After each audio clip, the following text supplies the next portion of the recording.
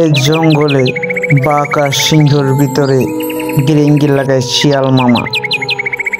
মামা মামা বাঘ মামা, বাঘ মামা, তোমার না সিংহ বলছে যে তোমাকে মেরে ফেলবে।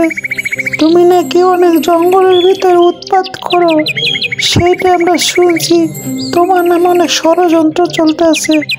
তুমি অত শীঘ্রই তুমি পালিয়ে যাও জঙ্গল থেকে, নয়তো তোমাকে মেরে ফেলবে সিংহ।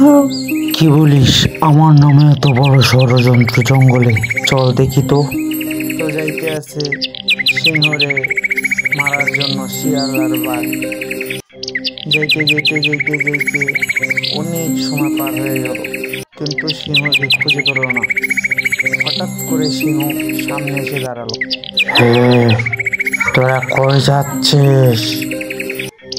আমার এলাকায় ঢুকে তোরা উৎপাত কেন করছিস? বাঘে উঠে বলল, হে,